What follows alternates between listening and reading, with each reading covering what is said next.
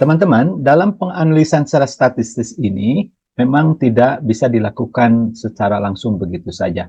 Ada kondisi-kondisi ataupun ada asumsi yang harus kita perhatikan.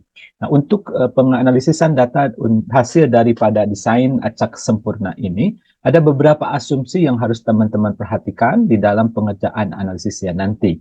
Yang pertama, ada asumsi tentang sifat aditif daripada model yang kita buat. Ini berarti bahwa model statistik di mana efek dari setiap variabel independen atau prediktor itu dianggap ditambahkan bersama untuk memprediksi nilai dari variabel dependen atau variabel respon yang kita teliti atau kita observasi dalam penelitian kita.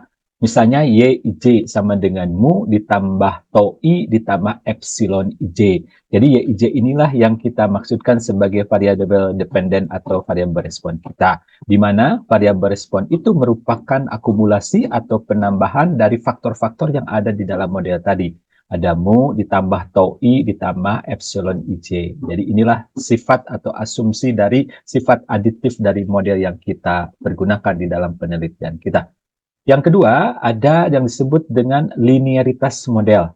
Nah, ini terkait dengan bahwa asumsi ini ataupun model ini kita asumsikan hubungan yang terbentuk antara variabel prediktor atau variabel independen dengan variabel respon atau kita sebut sebagai variabel dependen ini adalah linear atau dalam bentuk atau kalau kita nyatakan di dalam grafik atau secara penggambaran maka hubungan yang terbentuk ini merupakan garis lurus.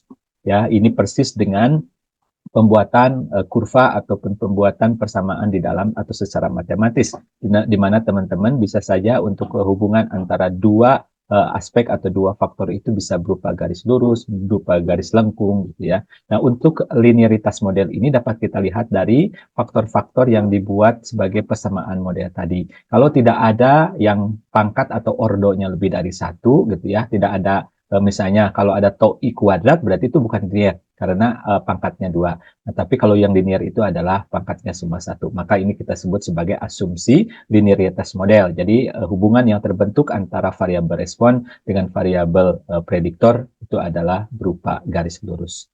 Kemudian ada asumsi normalitas. Ini merupakan asumsi dari data yang kita amati ataupun nanti kesalahan dari model yang kita gunakan dalam menganalisis itu harus memiliki distribusi normal. Apa itu distribusi normal? Nah, ini adalah distribusi peluang yang bentuknya berupa kurva simetris dan ini merupakan sebaran yang secara ideal berlaku atau umumnya diharapkan di dalam fenomena yang kita amati. Untuk pendalaman ini silakan teman-teman gali di dalam video yang khusus membahas tentang distribusi norma ya. Distribusi norma itu sekali lagi salah satu distribusi peluang teoritis ya, yang paling ideal atau paling diharapkan karena umumnya semua rumus-rumus yang ada di dalam analisis statistik itu atau statistika itu adalah dengan asumsi bahwa fenomena terjadi mengikuti distribusi normal ataupun kejadiannya secara acak ya. Kemudian selanjutnya ada asumsi independen. Ini adalah mengacu kepada independensi yang ada antara variabel independen atau prediktor dengan kesalahan atau residu model. Mana kesalahan itu? Itu adalah epsilon IJ. Mana untuk prediktornya? Nah, di sini kita sebutkan sebagai tau I. Itu adalah sebagai prediktornya. Nah, jadi tau I ini dengan EIJ ini nanti teman-teman harus saling bebas, tidak ada hubungan atau tidak ada kaitan. Maka ini adalah asumsi yang keempat atau asumsi independen itu. Kemudian ada juga yang kita sebut sebagai asumsi homogenitas varian. Ini adalah variabilitas dari variabel independen atau respon yang kita miliki di dalam penelitian kita itu harus konstan di seluruh rentang nilai atau variabel independen atau prediktor yang kita miliki. Jadi sebaran dari katakanlah data-data dari taraf perlakuan 1 dengan taraf perlakuan 2 itu harus seragam. Jadi kalau ada perbedaan variabilitas yang cukup tinggi atau cukup jauh itu agak sangat membahayakan dalam proses analisis.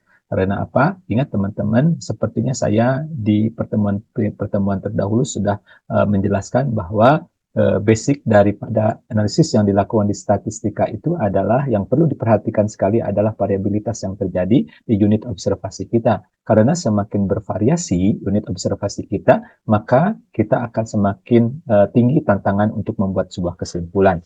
Sedangkan kalau semakin homogen, itu akan semakin mudah. Dalam pengertian lain, ketika teman-teman berhadapan dengan unit yang homogen, unit eksperimennya bisa jadi tidak terlalu banyak. Tetapi semakin bervariasi, nanti unit observasi atau unit eksperimen yang harus kita observasi akan semakin banyak. Selanjutnya, mari kita lihat lebih jauh lagi tentang model yang kita pergunakan di dalam penelitian atau desain acak sempurna ini.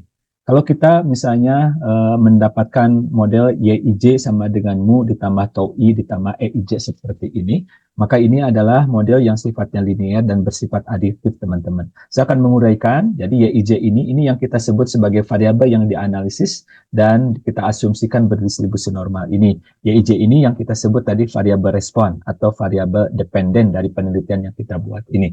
Mu ini adalah nilai rata-rata umum atau rata-rata sebenarnya dan nanti ia bersifat nilai tetap. Sedangkan tau I ini adalah merupakan efek perlakuan ke I. Kemudian epsilon IJ ini adalah kekeliruan atau berupa efek acak yang ditimbulkan dari unit eksperimen ke J karena pengaruh perlakuan di ke I. Nah, tadi sudah disinggung juga bahwa epsilon IJ ini melambangkan faktor-faktor atau aspek-aspek yang sebenarnya tidak kita teliti atau di luar dari apa yang kita amati. Nah, di mana teman-teman sekali lagi I-nya adalah 1, 2, sampai K, berarti I ini ada sebanyak perlakuan yang kita lakukan. Jadi untuk tau I ini akan ada sebanyak K buah tau yang kita nanti akan asumsikan. Dan nanti J-nya itu ada 1, 2, sampai NK. Ini berarti adalah sampai dengan sejumlah unit eksperimen yang ada di perlakuan ke K.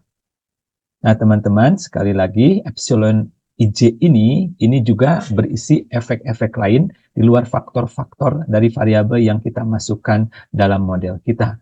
Jadi kalau kita meneliti tentang bagaimana variabilitas benih padi dalam tingkat panen yang kita peroleh, berarti di luar variabilitas padi itu, artinya kesuburan tanahnya, pengairan, dan sebagainya, nanti akan diasumsikan efeknya masuk di komponen epsilon IJ ini.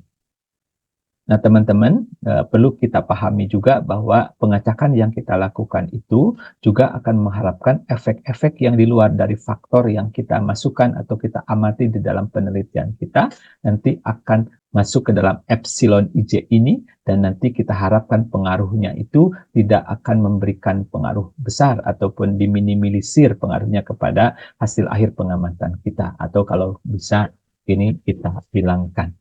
Nah, teman-teman, kalau mu ini tadi saya sudah sebutkan ini adalah merupakan pengaruh tetap dari rata-rata secara umum. Jadi nanti mu ini berharga atau harganya tetap. EIJ ini nanti kita harapkan efeknya itu berdistribusi normal ya.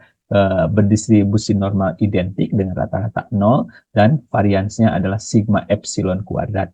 Kalau rata-rata 0 berarti kan epsilon IJ ini kita harapkan nilainya adalah mendekati 0 atau nilai harapannya pada akhirnya adalah 0. Kalau 0 kan artinya tidak memberikan pengaruh atau tidak ada pengaruhnya ke dalam model.